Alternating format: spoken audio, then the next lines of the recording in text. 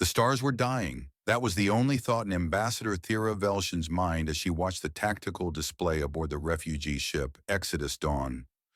Hundreds of small lights blinked out one by one. Each light was a ship.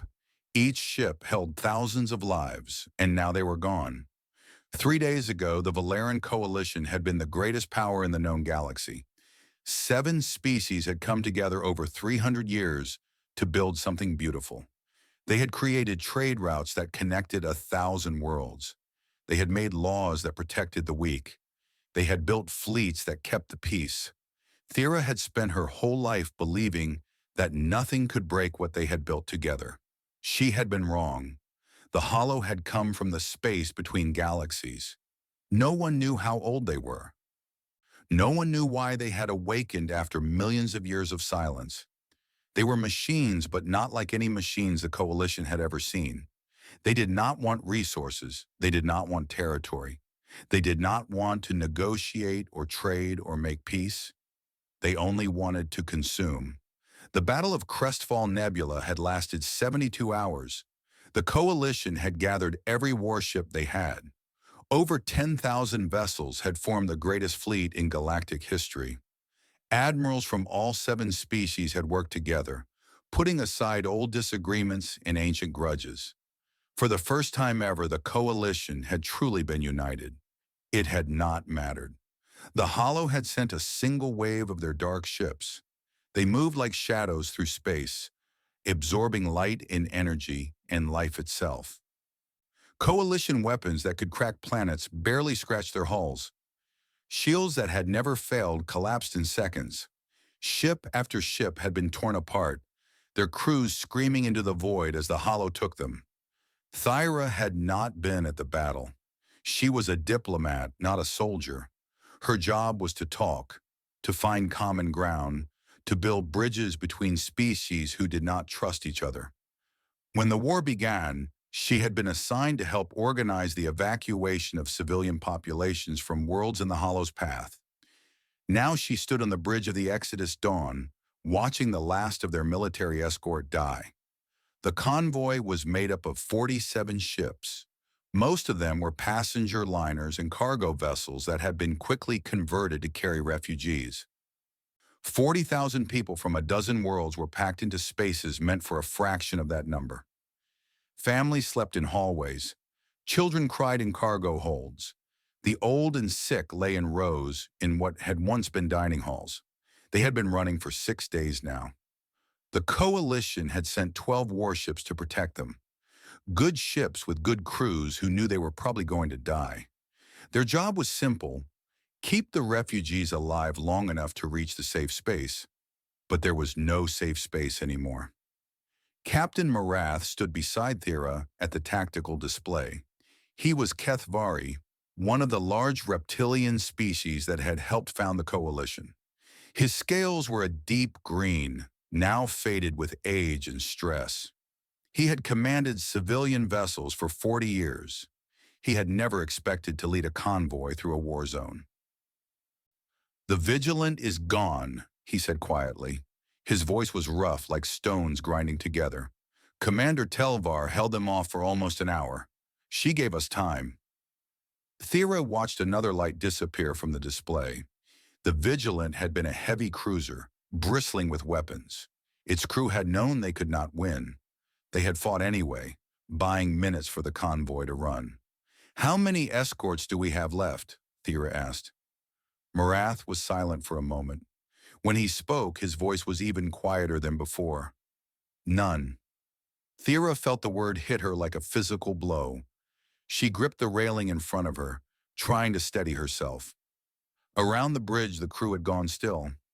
Everyone had heard. Everyone knew what it meant. The Exodus Dawn had no weapons. None of the civilian ships did. They had been built for peace, for carrying passengers and cargo through safe Coalition space. They had never been designed to fight. "What about the distress signal?" Thera asked. "Has anyone responded?" "We are in the Shattered Reach," Morath said. "No one comes here. The gravitational storms block most communications. Even if someone heard us, they could not reach us in time." The shattered reach was a region of dead stars and broken worlds. Thousands of years ago, something catastrophic had happened here. Suns had collapsed. Planets had been torn apart. The whole area was filled with radiation, debris, and gravitational anomalies that made navigation almost impossible. The convoy had come here because it was the only route the Hollow might not follow. The machines seemed to avoid the reach, though no one knew why. It had seemed like their best chance. Now it felt like a tomb. How long until the Hollow reach us? Thyra asked. Morath checked his instruments. The hunter swarms are closing fast. At current speed, they will intercept us in approximately 4 hours. 4 hours. Thyra looked around the bridge at the crew. Most of them were young. Some of them had families aboard the convoy. They all knew what was coming. The Hollow did not take prisoners. They did not negotiate. When they caught the convoy, everyone would die. Thera thought about the 40,000 people depending on them. She thought about the children who had already lost their homes, their schools, everything they knew. She thought about the parents who had promised them that everything would be okay. Those parents had lied. Everyone had lied. The coalition had promised protection, and now the coalition was gone. We should tell them, Thyra said quietly. The passengers. They deserve to know. Morath shook his head. What would we tell them? That there is no hope? That they should spend their last hours in terror? He turned to look at her, his ancient eyes filled with something like kindness. Let them have peace, Ambassador. It is all we can give them now. Thyra wanted to argue. She wanted to say that people deserve truth, even terrible truth. But looking at Morath's face, she could not find the words. He had been protecting people for 40 years. He knew things she did not. The hours passed slowly. Thyra could not sit still. She walked through the ship, talking to crew members, checking on passengers, doing anything to keep her mind occupied. In the medical bay, she helped a Mordat healer tend to sick children. In the cargo holds, she handed out water and ration packs to families who had nothing left. Everywhere she went, people asked her the same question. Are we going to be okay? She smiled and told them that help was coming. She lied to their faces because she did not know what else to do. The truth would only cause panic, and panic would help no one. 3 hours passed, then 3.5. Thyra returned to the bridge as the 4-hour mark approached. The crew was silent, watching their displays with grim faces. Some of them had been crying. Others simply stared straight ahead, waiting for the end. Contact! One of the sensor operators suddenly shouted. New contact on long-range sensors! Everyone turned to look. Thyra rushed to the tactical display, her heart pounding. A new light had appeared, emerging from deep within the shattered reach. It was moving toward them, fast. Is it hollow? Morath demanded. The sensor operator worked frantically at his console. No, sir. The signature is different. It appears to be. I am not sure.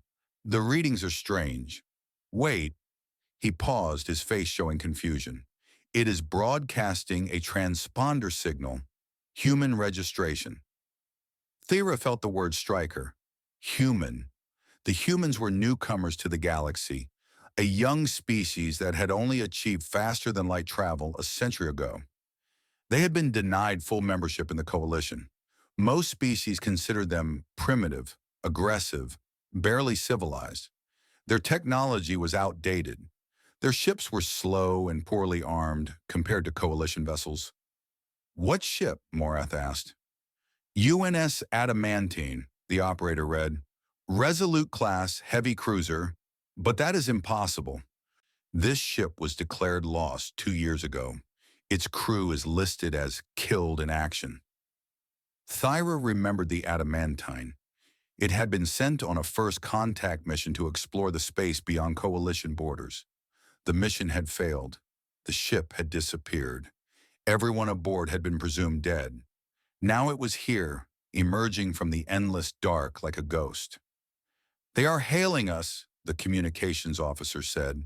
Audio only. Morith nodded. Put it through.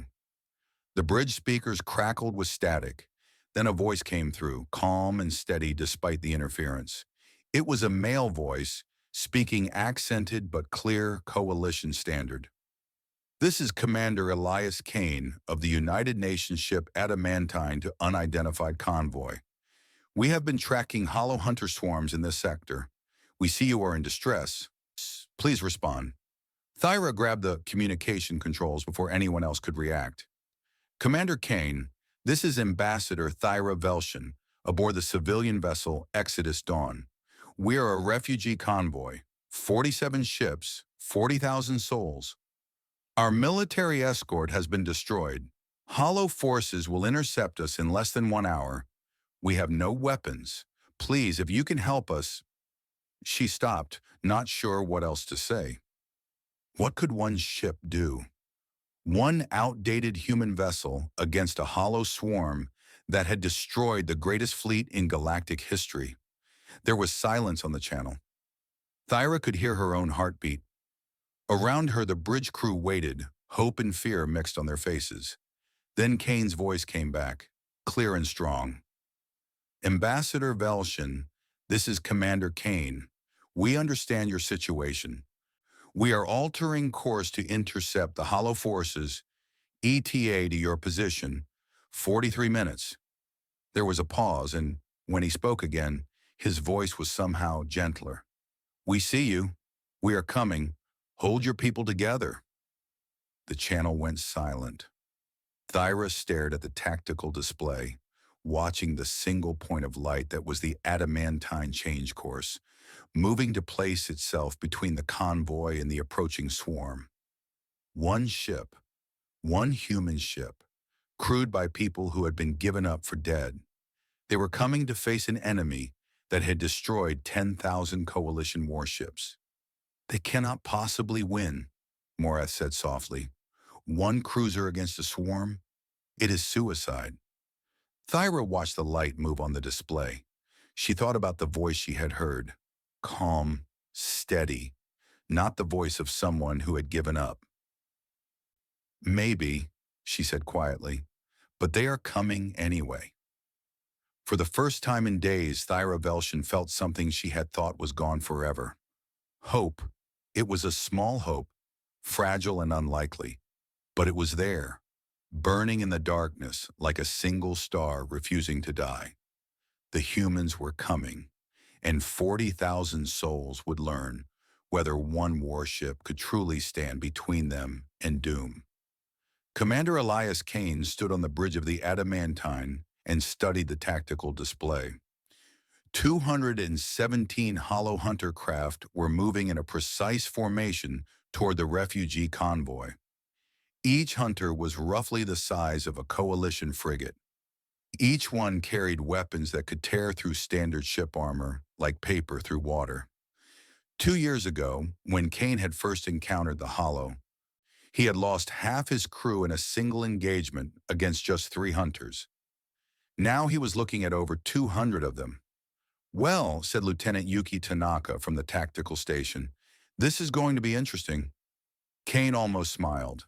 Tanaka had been with him since the beginning, since Earth, since the Academy. She had a gift for understatement that had gotten them through some very dark times. What is the status of our weapons? Kane asked. Primary railguns are at 60% capacity. We have enough ammunition for approximately 2 hours of sustained fire. Missile tubes 3 and 7 are still offline from the last engagement. Point defense systems are operational but running on backup power. Tanaka paused. Reactor 2 is holding together with hope and prayer, sir. Kane nodded. It was better than he had expected. Honestly, the Adamantine had been through hell over the past 2 years. It had been designed for a 5-year mission with full coalition support. Instead, it had spent 24 months alone in hostile space, fighting for survival against an enemy no one understood. The ship showed its wounds. The hull was covered in patches and repairs, some of them made from salvaged hollow wreckage. One of the main sensor arrays had been replaced with a system pulled from a dead coalition scout ship they had found drifting. The crew had learned to fix anything and everything because there was no one else to do it for them. Status of the crew, Kane asked. 340 personnel, sir. 47 on the injured list. 12 of those serious. Everyone else is... Tanaka hesitated. Everyone else is ready, Commander. They know what we are facing. Kane looked around the bridge. His people were at their stations, focused on their work. They were tired. He could see it in their faces, in the way they moved. 2 years of constant vigilance had worn them down. But there was something else in their eyes, something that had not been there when they left Earth. They had been forged in fire. They had faced the hollow more times than Kane could count. They had lost friends, watched shipmates die, buried the dead in the cold of space, and they had survived, not because they were special, but because they refused to give up. The adamantine had been declared destroyed by Coalition Command 18 months ago. Kane had seen the official report, intercepted from a Coalition communication buoy. According to the records, he and his entire crew were dead. Their families had been notified. Memorial services had been held. They were ghosts, haunting the space between stars. Sir, said Communications Officer David Chen, we are receiving another transmission from the convoy. Ambassador Velshin is asking to speak with you directly. Kane nodded. Put her through.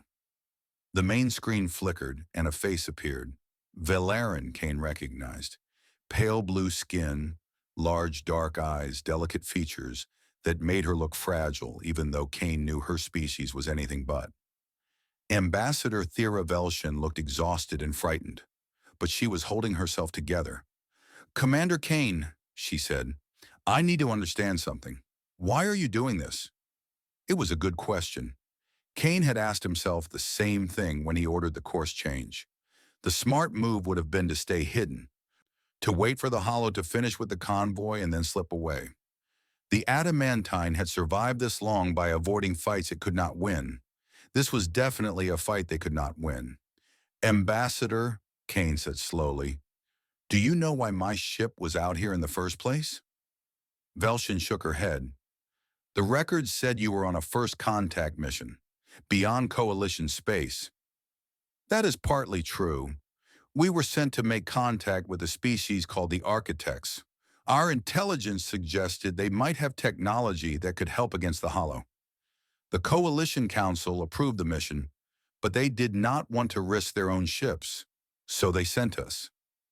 Kane saw understanding dawn in the ambassador's eyes. The humans had been used, sent on a dangerous mission because they were expendable, because their loss would not matter to the Coalition's military strength. The mission failed, Kane continued. The Architects were already gone. The Hollow had found them first. We got there just in time to see the last of their civilization consumed. And then the Hollow came for us. He paused, remembering those first terrible days. The panic, the confusion, the desperate fight to escape. 17 crew members had died in the first hour alone. We have been running and fighting ever since, learning, adapting. The Hollow are machines, Ambassador. They think in patterns.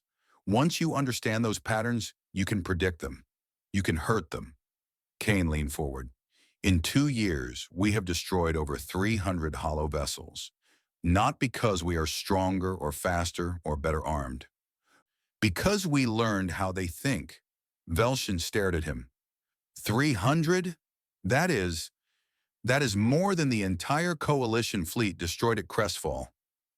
The Coalition tried to fight the Hollow the way they fight each other. Big fleets, direct engagements, overwhelming firepower. That does not work against the Hollow. They adapt too quickly. They learn from every battle. Kane shook his head. You have to be clever, unpredictable, willing to do things that make no logical sense. And coming to help us makes no logical sense, Velshin said quietly. No, it does not. Kane smiled, though there was no humor in it. The logical thing would be to run, to save ourselves. But we stopped being logical a long time ago, Ambassador. Somewhere out here in the dark, we remembered something important. What? That being human is not about survival, it is about what we are willing to sacrifice for others. Kane stood straighter. Your coalition rejected us, called us primitive, said we were not ready to stand with the civilized species of the galaxy. Maybe they were right. Maybe we are still young and foolish and do not understand how the universe works. He looked directly at the screen, at the frightened face of the ambassador. But we understand one thing. There are 40,000 people in your convoy, children, families, people who have already lost everything, and they are going to die alone in the dark unless someone stands between them and the hollow. You cannot defeat 200 hunters, Velshin said. You must know that. Probably not, Kane admitted, but we can slow them down. We can hurt them. We can buy you time to run. And if we are very lucky and very clever, maybe some of us will even survive. Velshin was silent for a long moment. When she spoke again, her voice was different, softer. Commander Kane, I have spent my whole life studying other species, learning their cultures, understanding their values. I thought I knew humanity. I thought you were just another young species, struggling to find your place in the galaxy. She paused. I was wrong. Kane did not know how to respond to that, so he simply nodded. Ambassador, I need you to do something for me. When the battle starts, keep your convoy moving. Do not stop. Do not turn back. No matter what happens to us, you keep those people moving towards safety. I understand. One more thing. Kane hesitated. If we do not make it, tell people what happened here. Tell them there was a human ship that stood against the darkness. Tell them we did not give up. The transmission ended. Kane turned back to face his bridge crew. They were all looking at him, waiting. You heard the situation, Kane said. 200 plus hostiles, one ship. Odds are not in our favor. He paused. Anyone who wants to sit this one out, I will understand. No judgment, no consequences. You have given more than anyone could ask. No one moved. No one spoke. Finally, Tanaka broke the silence. With respect, sir, shut up and give us our orders. A ripple of quiet laughter moved through the bridge. Kane felt something warm in his chest. Pride. Love. These people had followed him through hell. They would follow him a little further. All hands, battle stations, Kane ordered. Engineering. I need everything you can give me on the engines. Weapons, start running calculations on the Shattered Reach's gravitational anomalies. We are going to use this terrain to our advantage. The bridge erupted into activity. Officers called out reports. Systems powered up.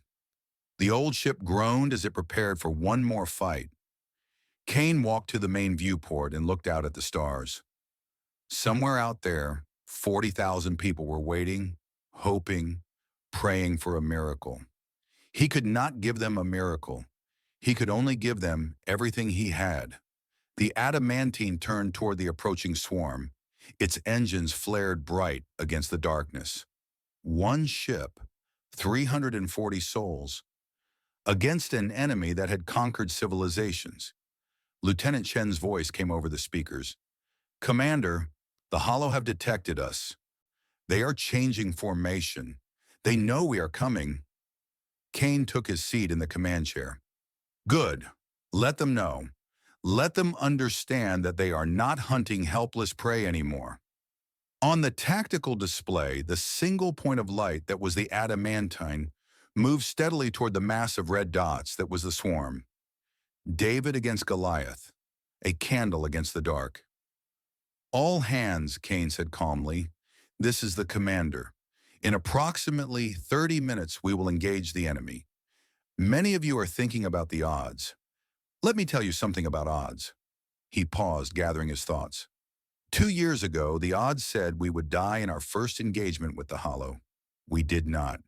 Every day since then, the odds have said we could not survive. We have, because odds do not account for human stubbornness. They do not account for human courage. They do not account for people who simply refuse to quit. Kane looked around the bridge at his crew, his family. Today we fight for 40,000 strangers. People who never knew our names. People whose governments rejected us. It does not matter. They are people. They are scared. And they need someone to stand between them and the darkness. He took a deep breath. That someone is us. That has always been us. He leaned back in his chair. All stations report ready. Let us show the Hollow what humans are made of. The ghost ship flew toward battle, and in the endless dark, 40,000 souls watched a single light moving to meet their doom. The first shot was fired at 037 hours, ship time. A single railgun round from the adamantine, traveling at nearly 1% of light speed, struck the lead Hollow Hunter directly in what passed for its command center. The machine vessel shattered into a million pieces, scattering debris across kilometers of space. Before the fragments had finished spreading, the adamantine was already moving. "Hard to port! All ahead, full!" Commander Kane shouted from his command chair. The ship groaned as it executed the violent maneuver, pushing its damaged engines to their limits. Lieutenant Tanaka's fingers flew across her console. Hunters are breaking formation. They are pursuing. 40 contacts on intercept course. Kane watched the tactical display with calm eyes. The Hollow were predictable in their initial responses. They always sent roughly 20% of their force to investigate any attack. It was efficient, logical, exactly what a machine intelligence would do. It was also exactly what Kane had been counting on. Navigation, take us into the debris field at bearing 27 Mark IV. Engineering, prepare for gravitational shear. The adamantine dove toward a region of twisted space where a dead star had collapsed thousands of years ago.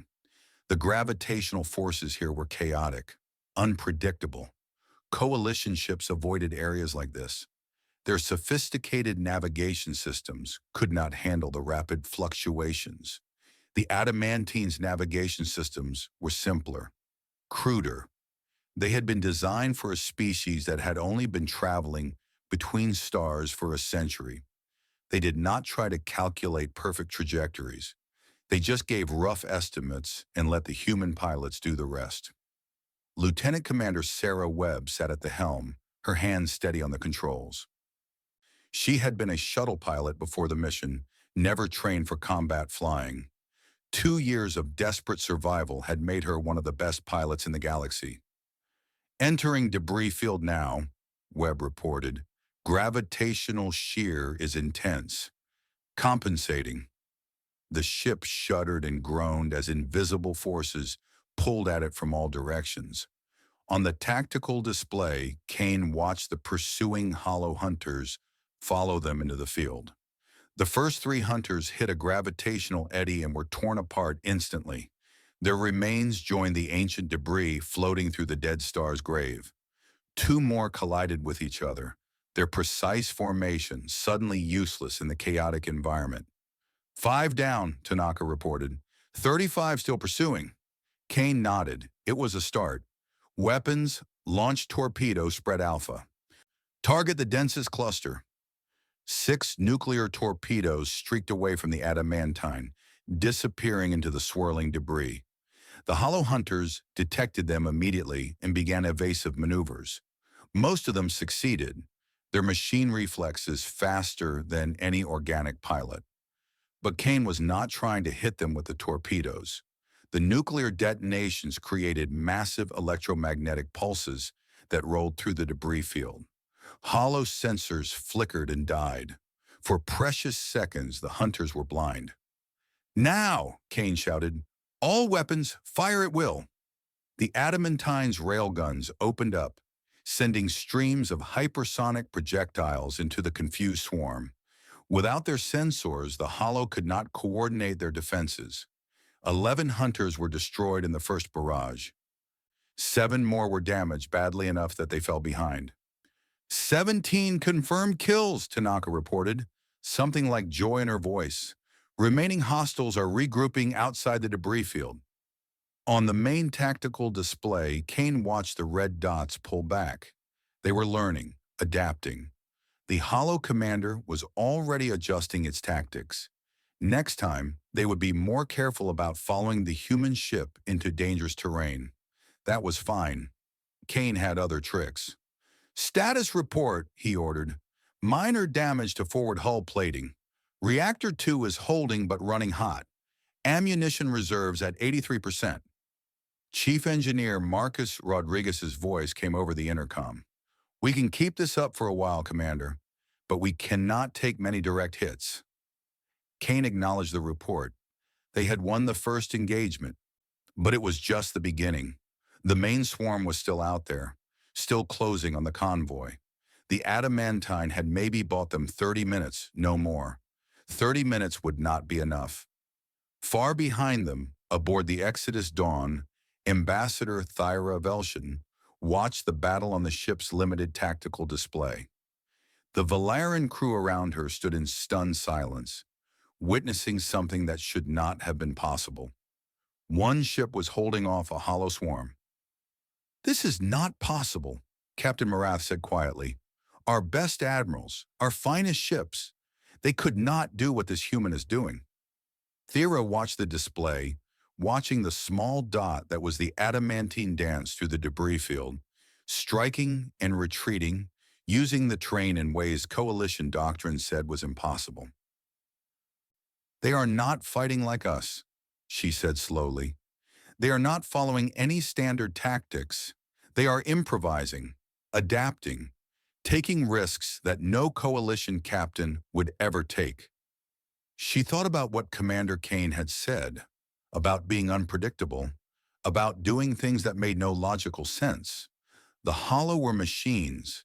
They thought in patterns, calculated probabilities, optimized for efficiency. They expected their enemies to do the same. When an enemy did something irrational, something that made no sense from a pure survival standpoint, the Holo did not know how to respond. Commander Kane was using humanity's greatest weakness as a weapon. On the tactical display, the adamantine emerged from the debris field and began a new attack run. This time, it targeted a cluster of hunters that had positioned themselves near a massive chunk of dead planetary matter. The human ship fired, not at the hunters themselves, but at the planetary fragment. The fragment exploded under the bombardment, sending thousands of tons of rock and metal spraying outward. The hunters tried to dodge, but there was too much debris, moving too fast. 8 more were destroyed. 12 more were damaged. "They are using everything," Morath said, wonder in his voice. "The environment, the terrain, things we would never think to weaponize. They are turning the entire shattered reach into a battlefield." The battle continued for 3 hours. 3 hours of constant motion, constant fighting, constant danger. The adamantine never stayed in one place for more than a few minutes. It struck from unexpected angles, used unconventional weapons, exploited every advantage the deadly terrain could offer. By the end of the 3rd hour, 74 Holo hunters had been destroyed. The swarm had been reduced by more than a third. The convoy had gained precious distance, moving steadily toward the edge of the shattered reach. But the adamantine was dying. "Hull breaches on decks 4, 7, and 12, Rodriguez reported. His voice was strained. "We have lost 16 crew members. Reactor 2 has failed. We are running on backup power." Kane listened to the report with a calm he did not feel. 16 dead. 16 people who had trusted him, followed him, believed in him. They had given their lives to protect strangers who would never know their names. Weapon status. Primary railguns at 40%. "We are almost out of torpedoes." Tanaka's voice was tired but steady. We have maybe an hour of sustained combat left. Kane looked at the tactical display. 143 hunters remained in the swarm, still more than enough to overwhelm the convoy if they got past the adamantine. "Sir," Communications Officer Chen said quietly, "we are receiving a transmission from the convoy. Multiple ships. What do they want?" Chen looked up, a strange expression on his face. "They want to help." Kane blinked. "Help? They are civilian ships. They have no weapons. They are offering to use their ships as shields, to position themselves between us and the hollow so we can fall back and repair." Chen paused. "Ambassador Velshin is asking to speak with you." Kane accepted the transmission. Thyra Velshin's face appeared on the screen. Behind her, he could see other figures. Not just Valeran, he recognized a massive Kethvari, a crystalline Morthat, representatives from species he could barely name. "Commander Kane," Velshin said, "we have been watching your battle. We have seen what you are sacrificing for us. We cannot let you die alone. Ambassador, with respect, your ships have no combat capability. If you put them in the line of fire, they will be destroyed." "We know." It was the Kethvari who spoke, his deep voice rumbling through the speakers. "But we have engineers, technicians, people who can help repair your ship while you fight. We are sending shuttles now." Kane opened his mouth to argue, then stopped. He looked at the faces on the screen. These were not warriors. They were diplomats and merchants and refugees. People who had spent their lives in a peaceful civilization, protected by fleets and treaties, and the comfortable assumption that someone else would handle the dangerous work. Now they were offering to fly into a battle zone, to help repair a dying ship, to stand beside humans they barely knew against an enemy that had destroyed their entire civilization. "You understand you might not survive," Kane said quietly. "We understand," Velshin replied. "But Commander, we have learned something today. Watching your ship, watching your crew, we have learned that courage is not the absence of fear. It is the decision to act despite the fear." She paused. "You taught us that. Now let us stand beside you." Kane was silent for a long moment. Around him his bridge crew waited. They were exhausted, wounded, running on nothing but determination. And yet every one of them was still at their station, still ready to fight. "Send your shuttles," Kane finally said. "But Ambassador, make sure they understand what they are volunteering for. This is not a gesture. This is a real battle. People will die." "They understand, Commander. We all understand now." The transmission ended. Kane turned to his crew. "All hands prepare to receive friendly personnel. Engineering, coordinate with incoming repair teams. Medical, set up triage stations." He paused. "And someone tell our new friends where the coffee machine is. They are going to need it." A tired laugh rippled through the bridge. It was a small thing, but Kane treasured it. His people were still capable of laughter. They were still human. 15 minutes later, the first coalition shuttles docked with the adamantine. 50 volunteers from 6 different species flooded onto the ship. Kethvari engineers, their massive hands surprisingly gentle with delicate equipment. Morthat technicians, using their natural understanding of light and energy to recalibrate damaged sensors. Valeran medics, treating human wounds with skill and compassion. For the first time in over 300 years, the coalition was not just an alliance of convenience. It was something real, something forged in battle, sealed in blood, built on the foundation of one human ship's impossible stand. And in the endless dark, the hollow swarm regrouped for another attack, not knowing that the rules had changed. This was no longer one ship against an army. This was the beginning of something new. The 6th hour of battle began with the adamantine on fire. A hollow hunter had managed to slip through the ship's defenses and land a direct hit on the port side. The impact had torn through 3 decks, killing 8 crew members instantly and starting fires that burned through corridors and compartments alike. Commander Kane stood on a bridge filled with smoke and sparks, watching damage reports scroll across screens that flickered and died, even as he read them.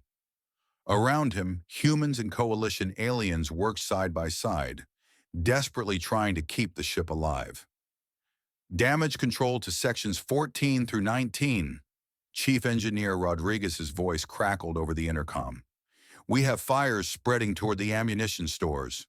A Kethvari engineer named Dorak Kethvarn pushed past Kane, leading a team of mixed species toward the danger zone. The massive reptilian had arrived on one of the first shuttles. He had been a civilian ship mechanic before the war, never trained for combat or emergency repairs. Now he was leading fire suppression efforts on a human warship, roaring orders in his deep voice that sent crew members scrambling to obey, regardless of their species. "Commander," Lieutenant Tanaka called out, "the Hollow are changing their tactics. They are concentrating their forces. All remaining hunters are forming into a single strike group." Kane looked at the tactical display. 119 red dots were merging together, creating a formation that reminded him of a spear point. The Hollow commander was done playing games. It was committing everything to one massive assault. Time to intercept? 37 minutes. Kane did the math in his head. The convoy was still 2 hours from the edge of the shattered reach. Even if the adamantine threw itself directly at the Hollow strike force, it could not stop that many hunters. They would overwhelm the ship in minutes, then continue on to the convoy. They needed more time. They needed a miracle. "Sir," Communications Officer Chen said quietly, "the Hollow commander is broadcasting on all frequencies. It seems to want us to hear something." Kane frowned. The Hollow rarely communicated. They were machines, interested only in consumption. What could they possibly want to say? "Play it." The bridge speakers crackled, and then a voice emerged. It was not really a voice, more like something pretending to be one. Words constructed from samples of other communications, assembled into something that almost sounded like speech. "Human vessel. You fight, you struggle, you die. We do not understand. Probability of your survival is 0.03%. Logic dictates surrender. Logic dictates flight. Why do you continue?" The bridge went silent. Every human, every coalition alien stopped what they were doing to listen. Kane walked to the communication station and keyed the transmitter. "This is Commander Elias Kane of the United Nations ship Adamantine. You want to understand why we fight? I will tell you." He paused, gathering his thoughts. Behind him, he could feel his crew watching, waiting. "You think in probabilities. You calculate odds. You optimize for efficiency. You see us as data points, resources to be consumed, obstacles to be eliminated. You do not understand us because you cannot understand what has no logical foundation." Kane's voice grew stronger. "We fight because it is right, not because we will win, not because we have a chance. We fight because there are 40,000 people behind us who deserve to live. Mothers and fathers and children who have already lost everything. They are scared and tired and alone in the dark." He leaned forward toward the microphone. "And we will not abandon them. That is what you cannot calculate. That is what your probability matrices will never understand. Human beings do not surrender to fear. We do not surrender to odds. We do not surrender to logic." Kane smiled grimly. "We are irrational. We are stubborn. We are completely, utterly unwilling to quit, even when every number says we should. And that, you machine monster, is why you will never beat us. Because you can kill us, but you cannot break us. You can destroy our ships, but you cannot destroy what we believe in." He straightened up. "So come, bring all your hunters. Throw everything you have at us. We will still be standing when you reach us. And if we fall, we will fall fighting, because that is what humans do. Kane cut the transmission. The bridge was utterly silent. Then slowly, someone started to clap. It was Dorek the Kithvari, his massive hands coming together in a sound like thunder. Others joined in, humans and aliens together, applauding words that spoke to something deeper than species or civilization. The Hollow Commander did not respond. Perhaps it was processing Kane's words, trying to fit them into its logical framework. Perhaps it simply did not care. Either way, the strike force continued its advance. All hands, Kane announced, prepare for final engagement. This is going to be rough. I want every weapon online, every system at maximum. If we are going down, we are taking as many of them with us as we can. The next 30 minutes were chaos. The adamantine limped through space, its crew working frantically to repair what they could. Coalition volunteers worked alongside human engineers, sharing knowledge, learning from each other. Barriers that had existed for centuries crumbled in the face of shared danger. In the medical bay, Valeran healers treated human wounded, while human medics learned to care for alien patients. In the engine room, Kethvari engineers and human technicians argued over repair priorities, then worked together to implement solutions neither species would have thought of alone. A Mordic crystallographer named Shiraval spent 20 minutes recalibrating the ship's targeting sensors using principles of light refraction that human physics had not discovered yet. When she was done, the sensors were twice as accurate as they had ever been. "How did you do that?" Lieutenant Tanaka asked, staring at her improved displays. Shiraval's crystalline body shimmered. "Your technology is primitive, but elegant. I simply adjusted the angles. My people see light differently than yours. We understand its secrets." Tanaka shook her head in amazement. "We have been fighting the Hollow for 2 years. We thought we knew everything about our own ship, and you just made it better in 20 minutes. Your species sees problems directly," Shiraval said. "You attack them head on. It is effective but limited. Sometimes the indirect approach reveals solutions that frontal assault cannot find." The Morthat paused. "Perhaps that is why we work well together. You provide the strength, we provide the angles." The strike force was 15 minutes out when Ambassador Velshin arrived on the bridge. She had been helping coordinate the repair efforts, running messages between teams, doing whatever she could to help. Now she stood beside Kane's command chair, watching the approaching doom on the tactical display. "Commander," she said quietly, "I want to thank you. Whatever happens next, I want you to know that what you have done here today will not be forgotten. Your species will be remembered as heroes." Kane did not take his eyes off the display. "We are not heroes, Ambassador. We are just people who refuse to let other people die alone. That is exactly what makes you heroes." The strike force was 10 minutes out. 119 hunters, arranged in a perfect formation, designed for maximum destructive efficiency. The Hollow Commander had learned from the earlier engagements. This time there would be no clever tricks, no terrain advantages, just raw firepower against raw firepower. "Sir," Tanaka said, "at current projections, the Hollow will reach our position in 9 minutes. The convoy will still be 40 minutes from safety. Even if we destroy half the strike force, the remainder will be more than enough to overwhelm them." Kane nodded slowly. He had known this moment was coming. From the beginning, he had understood that there was only one way to buy the convoy enough time. "Navigation," he said calmly. "Plot an intercept course. Direct approach to the Hollow command vessel." Lieutenant Commander Webb looked up from her station, her face pale. "Sir, that is a suicide run." "I know." Kane stood from his chair and looked around the bridge. His crew, his family, people who had followed him through 2 years of hell. "All hands, this is the commander. In approximately 8 minutes, we will engage the enemy in a final assault.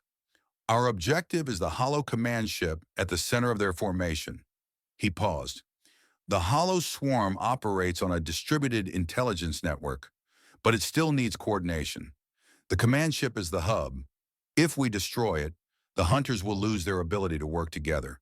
They will fall into confusion, and the convoy will have a chance. Around the bridge, faces hardened with understanding. They knew what he was asking. They knew what it would cost. I am not going to lie to you, Kane continued. This is probably a one-way trip. Our reactor is failing. Our weapons are nearly depleted. We will be fighting through over 100 hunters just to reach the command ship. The odds are not good. He smiled. But when have the odds ever stopped us? A murmur ran through the crew. Not dissent. Something else. Something like acceptance. Chief Engineer Rodriguez's voice came over the intercom. Commander, the reactor is holding together with spit and prayers. I can give you 120% power for approximately 10 minutes before we hit critical. After that, he did not finish the sentence.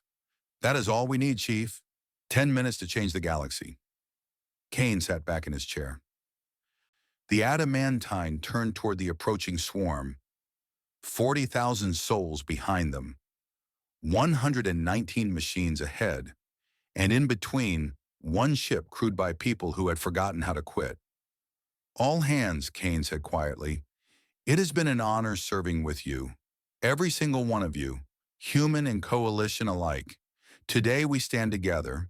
Today we show the universe what courage looks like. He took a deep breath. All ahead full, all weapons ready. This is our moment. Make it count. The adamantine surged forward, engines blazing bright against the endless dark.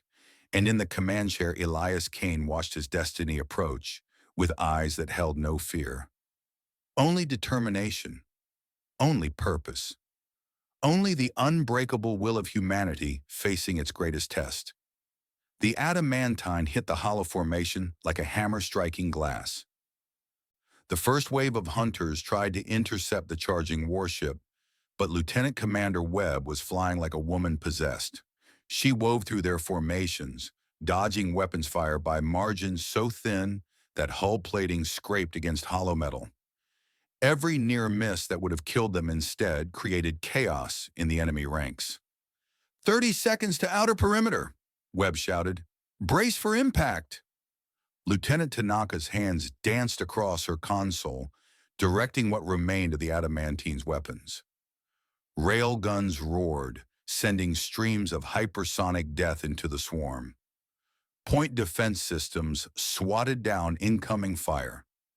Every shot counted because they had almost nothing left. 20 hunters down, 60 more between us and the command ship. Commander Kane watched the tactical display with cold precision. The hollow command vessel was a massive structure at the heart of the formation, larger than anything they had faced before. It pulsed with dark energy, coordinating the movements of every hunter in the swarm. Kill it, and the swarm would die.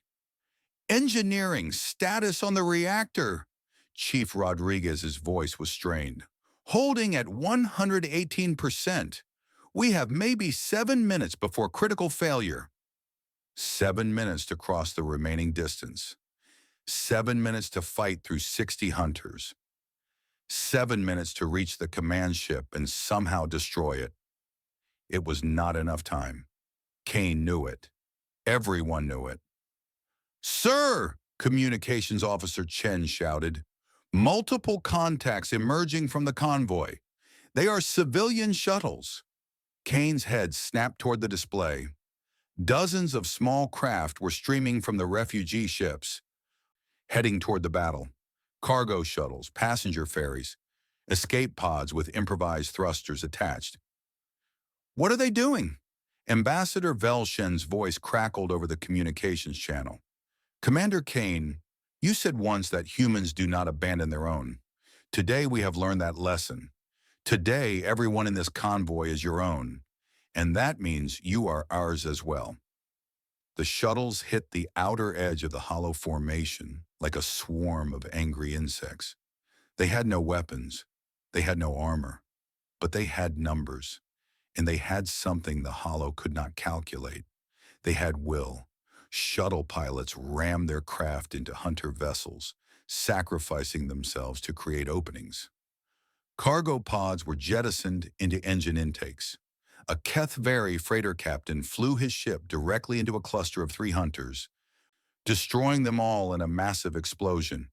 30 hunters disabled or destroyed, Tanaka reported, disbelief in her voice. The civilians are clearing a path. Kane felt something hot behind his eyes. These were not soldiers. They were refugees, merchants, families. People who had lost everything and should have been running for their lives. Instead, they were dying to give the adamantine a chance. All hands increase speed to maximum. We honor their sacrifice by completing the mission. The adamantine plunged into the gap the civilians had created. Hunter vessels tried to close the opening, but they were too slow. The human warship was already through, heading straight for the command ship. 2 minutes to target, Webb announced. But Commander, our reactor's going critical. We will not survive impact. Kane had known this from the beginning. He had made his peace with it somewhere in the last few hours. His only regret was that his crew would die with him. All hands prepare for... No. The voice cut through the bridge chaos. Lieutenant Tanaka had risen from her station, her face set with determination. Sir, I am locking you out of the command systems. Kane stared at her. Tanaka, what are you doing? What needs to be done? She walked to the helm station and placed her hand on Webb's shoulder. Sarah, set the autopilot for collision course with the command ship, then get to the escape pods. Tanaka, Commander, someone needs to survive this. Tanaka's voice was calm, peaceful. Someone needs to tell the story, to let the galaxy know what happened here. That has to be you. Kane stood from his chair. I will not let you. With all due respect, sir, you do not have a choice. Tanaka smiled, the first genuine smile Kane had seen from her in months. I have overridden your command codes. The ship will follow my orders now. Chief Rodriguez's voice came over the intercom. Commander, she is right. We are not all going to make it, but some of us can. The escape pods are still functional. Most of the crew can survive if they launch now. Kane looked around the bridge. His officers, his family, they were all looking at him with the same expression. Acceptance, determination, love. 37 people can fly this ship into that command vessel, Tanaka said. That leaves over 300 who can make it to the pods. Coalition rescue ships will find them. They will survive. She paused. We will give them that chance. I am the commander. I should be the one to... You should be the one to live. Tanaka stepped closer, lowering her voice. Elias, someone needs to remember us. Someone needs to carry what we built here today. The alliance, the unity, the proof that humans and coalition can stand together. She touched his arm. That has to be you. Not because you are the best or the bravest, because you are the one who started it. You are the one who showed them what humans could be. Kane felt tears on his face. He did not try to hide them. All non-essential personnel report to escape pods immediately. His voice cracked, but he forced the words out. 37 volunteers remain with the ship. Everyone else, get out now. The evacuation happened in minutes. Crew members hugged each other, said goodbye, made promises they knew might never be kept. Coalition volunteers refused to leave, insisting on staying with their new human friends. Kane had to physically order some of them to the pods. When it was done, 37 people remained on the bridge and in essential stations.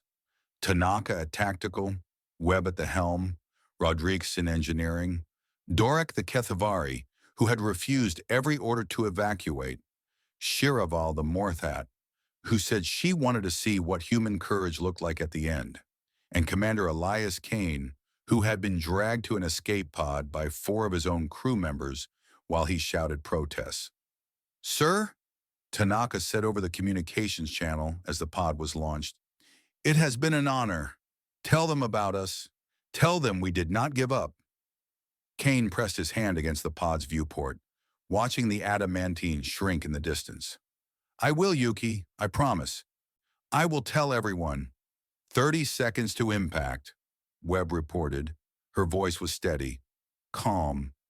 It has been a good run, everyone. See you on the other side. The adamantine's engines flared one final time. The battered, scarred warship, held together with patches and prayers, accelerated directly toward the hollow command vessel. Hunters tried to intercept it, but they were too slow. The ghost ship had one last mission to complete. Kane watched from his escape pod as the adamantine struck the command ship at full velocity. The reactor, already critical, detonated on impact. A sphere of light expanded outward, brighter than a star being born. When the light faded, the command ship was gone, and with it, 37 human and coalition souls who had given everything so that others might live. The effect was immediate. The Hollow Hunter swarm, suddenly severed from their coordinating intelligence, fell into chaos. Hunters collided with each other. Weapons fired randomly. Formation dissolved into confusion. The convoy's few armed shuttles began picking off the confused machines. Within an hour, the remaining hunters had been destroyed or scattered. The threat was over. 3 days later, coalition rescue fleets arrived at the edge of the shattered reach. They found the convoy intact, 40,000 refugees, alive. They also found an escape pod drifting among the debris. Inside was Commander Elias Kane, badly wounded, barely conscious, pulled from his ship at the last moment by crew members who loved him too much to let him die. The Coalition Council convened an emergency session 1 week later. Representatives from all 7 species gathered to discuss what had happened in the Shattered Reach. They had all heard the stories. They had all seen the recordings from the convoy ships. Ambassador Thyra Velshin was given the floor. 300 years ago, we created the Coalition because we believed that civilization required cooperation, that species must work together or perish alone. We built our alliance on trade and treaties, on mutual benefit and calculated advantage. She paused, her voice heavy with emotion. We were wrong. Murmurs rippled through the assembly. In the Shattered Reach, I watched a single human warship stand against impossible odds. I watched 340 men and women choose death rather than abandon strangers. I watched crew members sacrifice themselves so their commander could live to tell the story. Thyra looked around the chamber, meeting the eyes of every representative. We asked ourselves what makes a species worthy of standing among the stars. We believed it was technology, advancement, logic. We denied humanity full membership because we thought them primitive, aggressive, uncivilized. Her voice grew stronger. We were fools. The humans showed us something in that battle that all our technology and civilization could not teach. They showed us that true strength is not in weapons or ships. It is in the willingness to stand in the darkness for others, to give everything you have for people you have never met, to refuse to surrender even when there is no hope. She raised her hand toward the viewing gallery, where Commander Kane sat in a medical chair, still recovering from his wounds. One warship, one crew.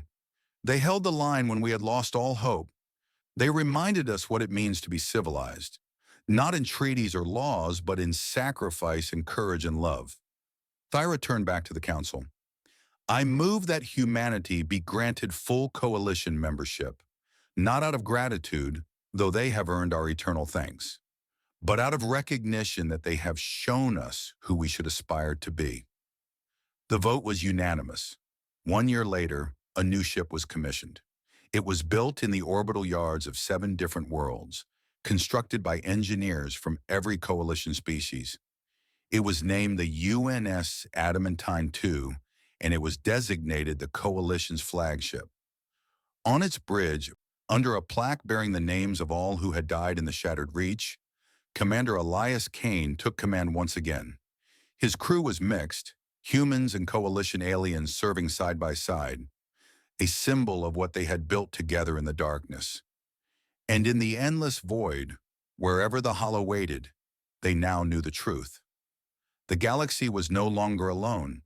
Humanity had taken its place among the stars, and they would never abandon their own.